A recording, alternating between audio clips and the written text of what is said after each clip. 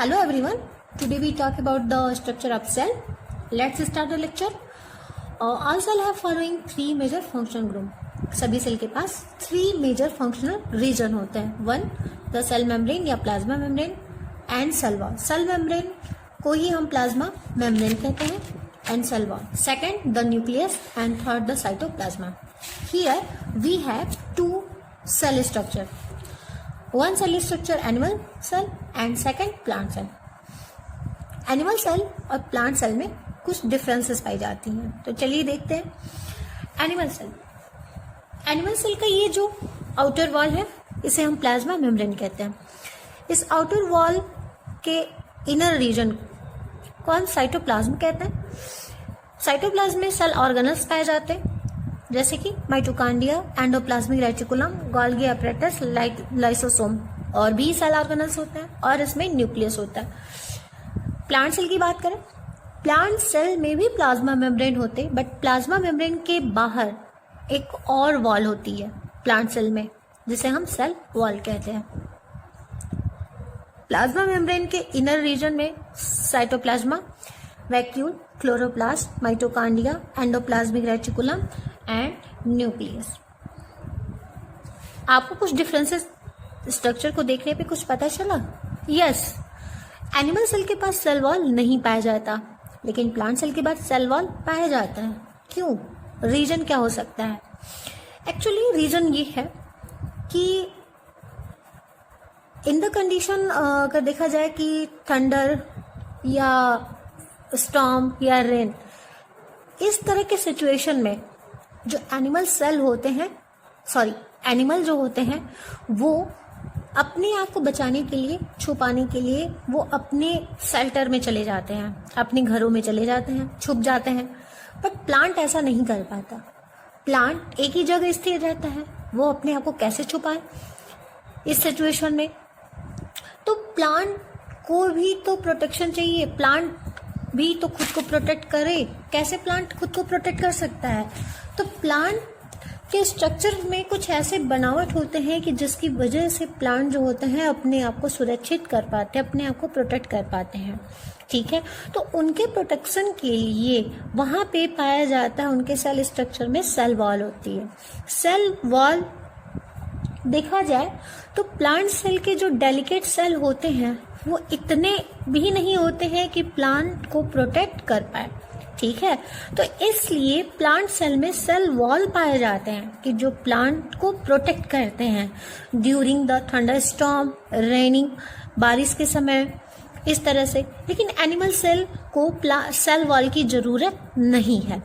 और ये भी देखा जाए एनिमल सेल में लोकोमोशन होता है बट प्लांट सेल में लोकोमोशन नहीं होता. What is the locomotion? Locomotion है कि एक प्लेस से दूसरे प्लेस पे जाना. क्या प्लांट भी एक प्लेस से दूसरे प्लेस पे जाता है? नहीं. इस वजह से, लोकोमोशन की वजह से एनिमल में जो पाए जाने वाले सेल्स होते हैं वो लिविंग होते हैं. बट प्लांट में पाए जाने वाले जो सेल्स होते हैं, कुछ सेल लिविंग होते हैं और कुछ सेल्स जो होते हैं वो डाई होते हैं.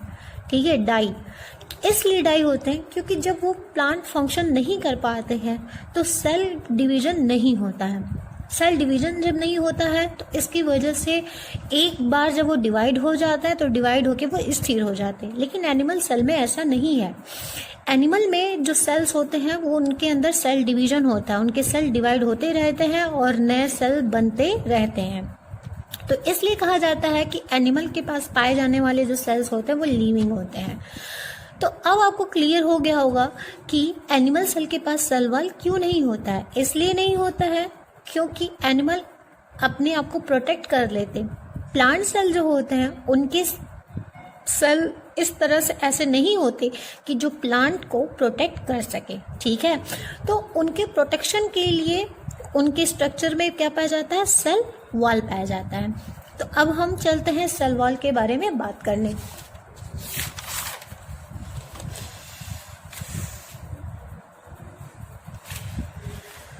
सेल वॉल क्या है? सेल वॉल ये देखिए, हमारे पास सेल है. आप जब बात कर रहा था ना, स्टार्टिंग में आपने देखा था कि सेल की जब डिस्कवरी की बात हो रही थी तो वहाँ पे आपने देखा था रॉबर्ट हुक की बात आई थी। रॉबर्ट हुक ने बार्क ट्री के बार्क पार्ट को उन्होंने देखा था माइक्रोस्कोप के हल्के से, तो उन्हें जो दिखा था स्ट्रक्चर कुछ मधुमक्खी के छत्ते की तरह दिखा था, कुछ स्ट्रक्चर जो हेक्सागोनल्स टाइप के मतलब थे, ठीक है। तो वहीं पे उन्होंने कहा था कि जो बार्क है वो सेल से बने हुए हैं, लेकिन सेल के और भी पार्ट्स होते हैं, इसके बारे में उन्होंने कुछ नहीं, बस उन्होंने यही कहा कि जो बार्क का स्ट्रक्चर है वो सेल के द्वारा बना हुआ है, ठीक है। यहाँ हमारे पास सेल का स्ट्रक्चर है हेक्सागोनल स्ट्रक्चर है। ये एडजेसेंट सेल है, 1 cell, 2nd cell, 3rd cell, 3 cell है। ये जो है ये 3rd सेल की जो ये बाउंड्री है ये प्लाज्मा मेम्ब्रेन है, और ये जो है ये सेल वॉल है। हमने प्लांट सेल को लिया है क्योंकि प्लांट सेल में ही तो आपको पाया जाता है सेल वॉल। और यहाँ पे देखिए ये प्लाज्मा मेम्ब्रेन है, ये 2nd सेल है, ये 1st सेल है, ये 3rd सेल है, ये प्लाज्मा मेम्ब्रेन है और ये आपका सेल वॉल है, ठीक है। अभी इस स्ट्रक्चर को हम बताएंगे, लेकिन उसके पहले आपको ये जानना जरूरी है सेल वॉल का काम क्या है। सेल वॉल जो होते हैं वो प्लांट सेल को रिजिड प्रोवाइड करते हैं। ये नॉन लिविंग होते हैं, लिविंग नहीं होते, और थिक कवरिंग होते हैं एबव दे प्लाज्मा मेम्ब्रेन, मीन्स कि प्लाज्मा मेम्ब्रेन के एबव, ठीक है। जैसे ये प्लाज्मा मेम्ब्रेन है तो प्लाज्मा मेम्ब्रेन के एबव ये इनकी कवरिंग होती है। तो अगर बात करेंगे कि प्लांट सेल की बात करेंगे तो सबसे पहले कौन आएगा, सेल वॉल आएगा। सेल वॉल के बाद क्या आएगा, प्लाज्मा मेम्ब्रेन, और प्लाज्मा मेम्ब्रेन के बाद सेल का इनर रीजन आएगा। तो ये थिक होते हैं, रिजिड होते हैं, नॉन लिविंग होते हैं, ठीक है।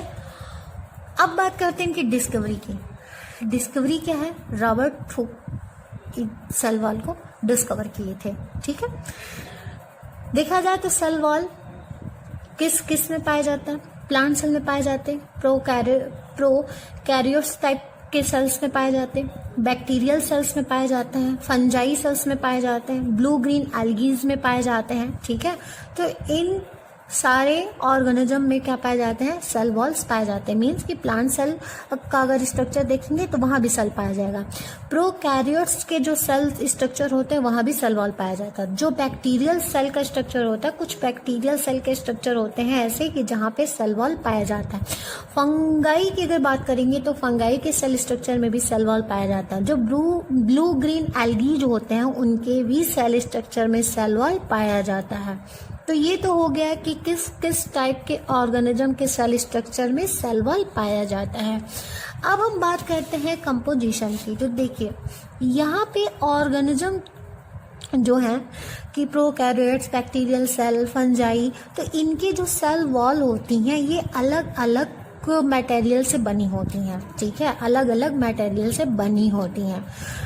ऐसा नहीं है कि हर एक ऑर्गेनिज्म के जो सेल वॉल स्ट्रक्चर है, जैसे कि plant cell, prokaryotes, bacterial cells, fungi, blue green algae, ये एक ही तरह के मटेरियल से बने हैं, अलग अलग इनका कंपोजिशन है, ठीक है। तो अब बात करते हैं प्रोकैरियोट्स।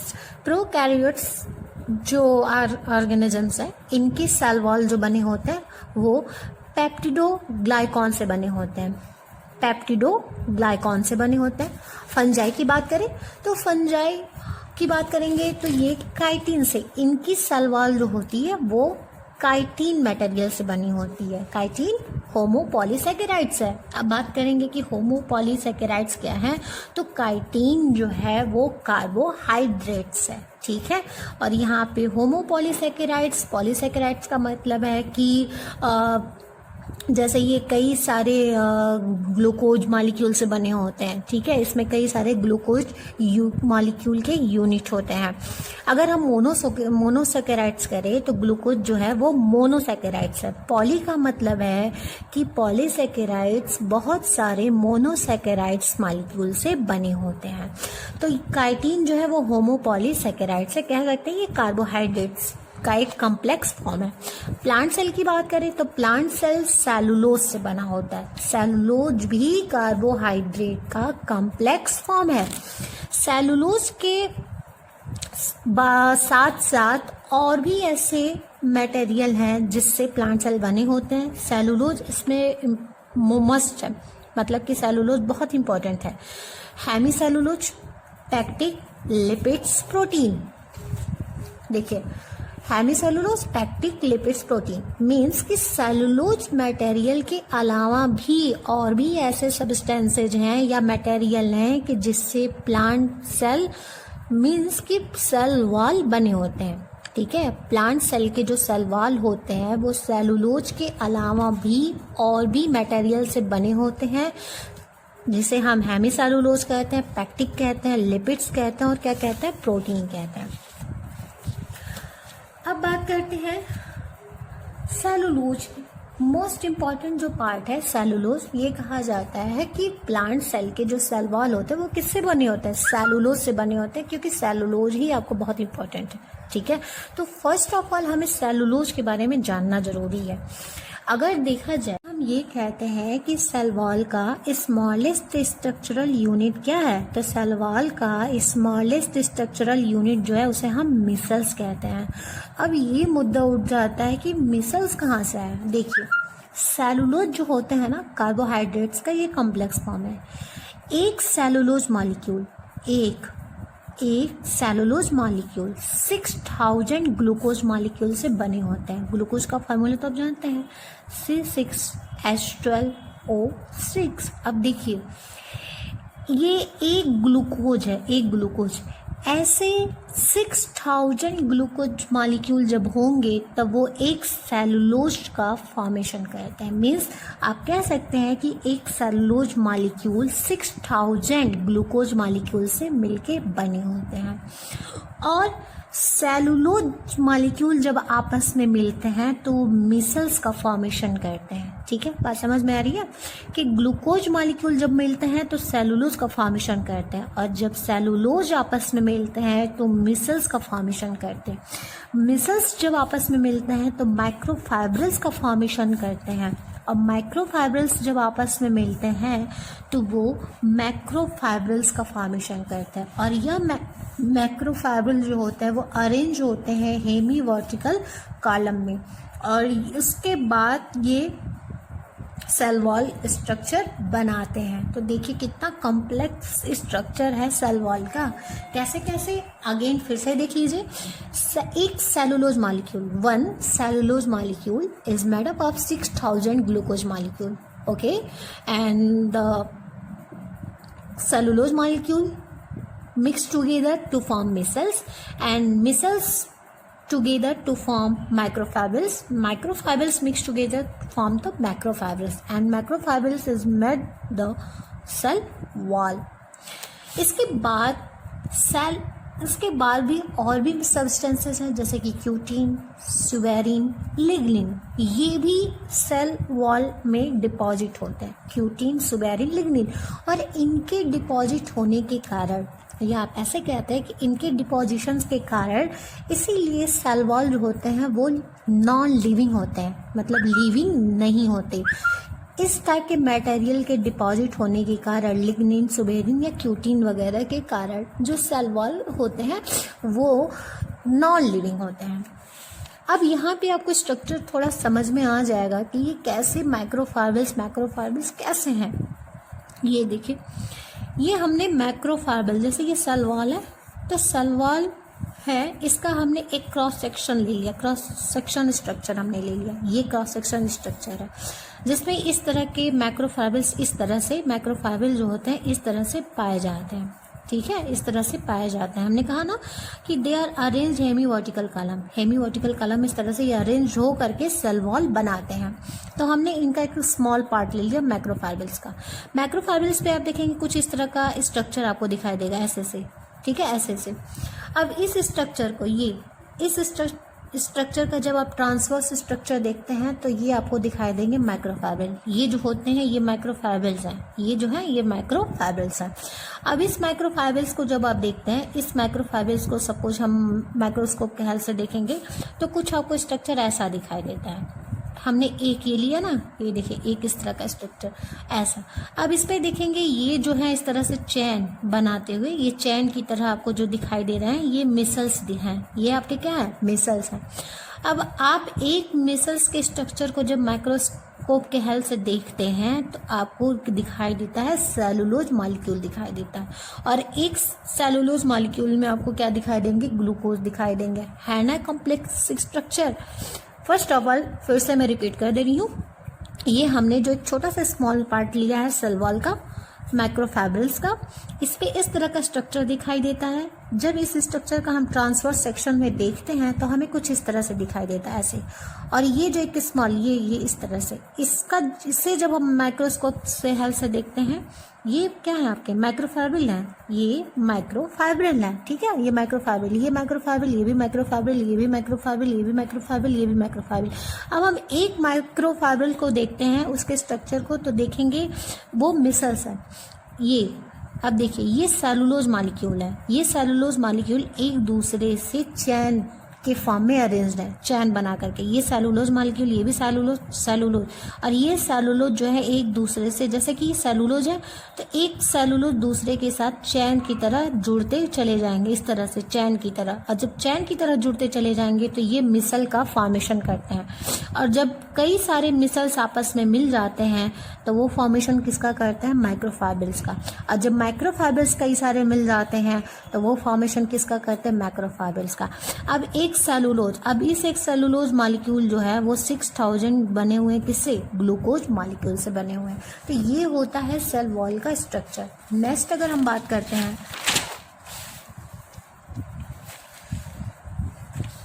हाँ, तो अब ये हम स्ट्रक्चर जो बना रही है, देखिए अगर हम बात करें, ये दो एडजेसेंट सेल है, ठीक है, दो एडजेसेंट सेल जो होते हैं, ठीक है, दो एडजेसेंट सेल को अगर देखा जाए तो वो उनके सेल वॉल जुड़े होते हैं, और उनके सेल वॉल के उसमें ग्लू होता है, ग्लू गोंद की तरह, मतलब दो एडजेसेंट सेल जो होते हैं वो एक गोंद की तरह जुड़े होते हैं। जैसे ये है, मान लीजिए इस तरह से ग्लू टाइप का कुछ है, ग्लू टाइप का, इधर आपका बी टाइप का सेल है और इधर ए टाइप का, ठीक है, ये, और ये जो है, ये ग्लू जो है, ये एडजेसेंट सेल को आपस में क्या करता है, जोड़ने का काम करता है। तो हम ये सेल वॉल के स्ट्रक्चर की बात कर रहे हैं। देखिए, ये तो हमारा प्लाज्मा मेम्ब्रेन है और ये हमारा सेल वॉल, तो यहाँ पे आपका बीच में क्या पाया जाएगा, ग्लू पाया जाएगा, एक गोंद की तरह, कि जो दो एडजेसेंट सेल को क्या करते हैं, आपस में जोड़ने का काम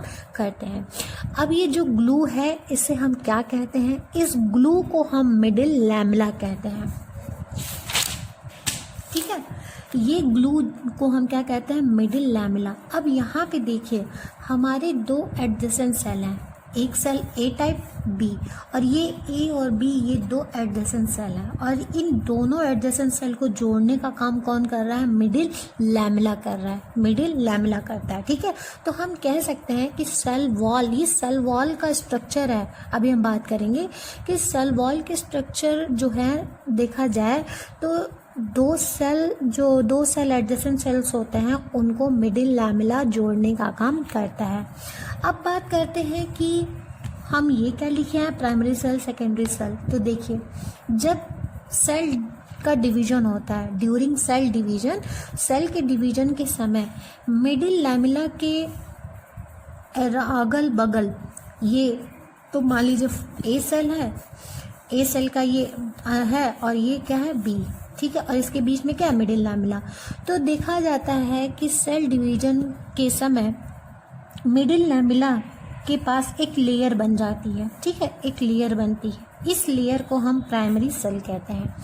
तो एक ये ए का सेल का स्ट्रक्चर है, ये ए सेल का स्ट्रक्चर है, तो ए सेल का स्ट्रक्चर है तो ये इसका प्राइमरी सेल है, ए वाले का, और देखिए ये प्राइमरी सेल है, ये किसका है, बी का है, ठीक है। तो दोनों तरफ क्या बन गया, प्राइमरी सेल बन जाता है। तो ये प्राइमरी सेल जो होते हैं वो मिडिल लैमेला से कनेक्ट होते हैं, और ये कब बनते हैं, सेल डिवीजन के समय। उसके बाद कहा भी जाता है कि जो प्राइमरी सेल होता है वो मेरिस्टेमेटिक सेल्स में पाए जाते हैं। मेरिस्टेमेटिक सेल, जब आप टिश्यू चैप्टर पढ़ेंगे तो वहाँ पे आपको मिल जाएगा कि मेरिस्टेमेटिक सेल होते क्या हैं। अब बात करते हैं secondary cell wall. Secondary cell wall जो बनते हैं ये परमानेंट सेल के समय बनते हैं। परमानेंट अब बात करते हैं कि मेरिस्टेमेटिक, आप तो कह रही कैसे। देखिए, जब सेल डिवाइड होते हैं तो उसे मेरिस्टेमेटिक कहते हैं, और डिवाइड होते होते वो एक ऐसे स्टेज में आते हैं सेल कि वो फिक्स हो जाते हैं और फिर उनमें डिवीजन नहीं होता, मतलब वो फिर डिवाइड नहीं होते। तो जब वो डिवाइड नहीं होते तो उस स्टेज में हम सेल को क्या कहते हैं, परमानेंट सेल कहते हैं। अब वो स्थिर हो गए, वो डिवाइड नहीं हो सकते।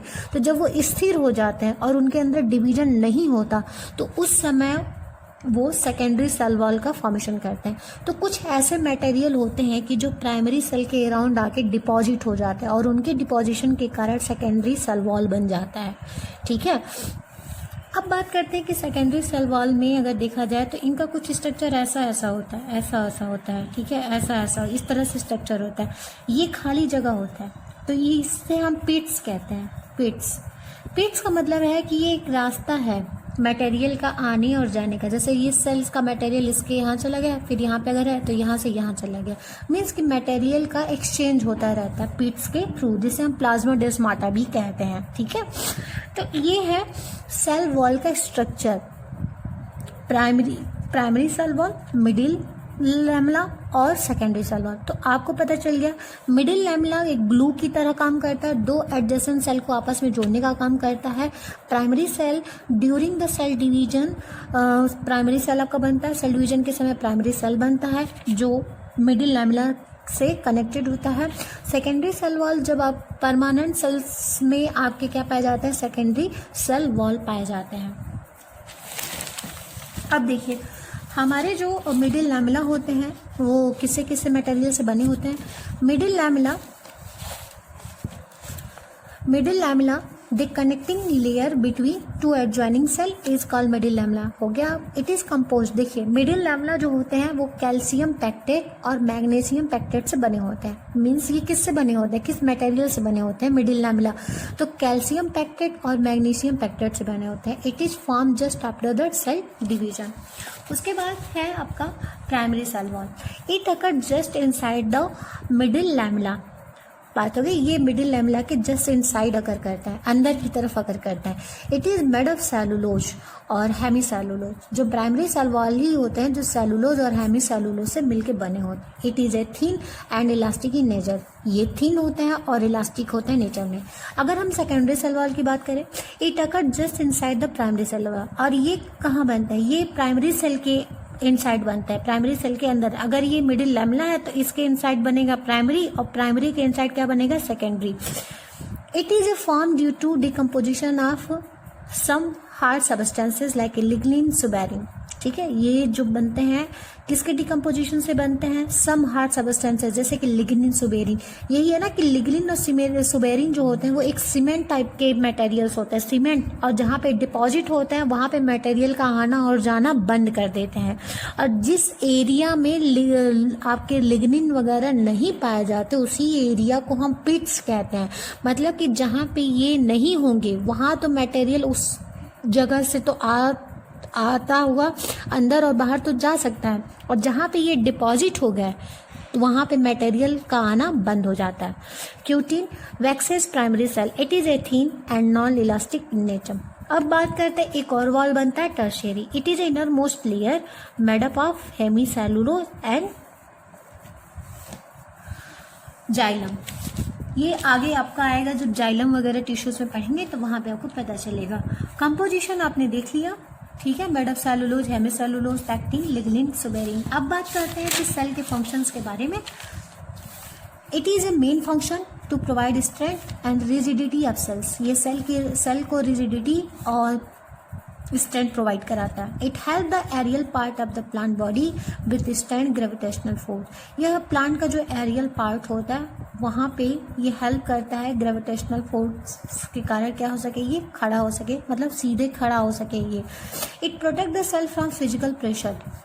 जो फिजिकली प्रेशर होता है, हमने कहा ना कि हवा चलती है, तूफान आते हैं, तो ये सब एक तरह से जो फिजिकल प्रेशर होते हैं तो इससे ये प्लांट को क्या करता है, प्रोटेक्शन प्रोवाइड करता है सेल को।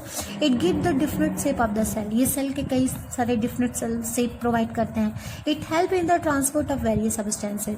ये सारे सब्सटेंस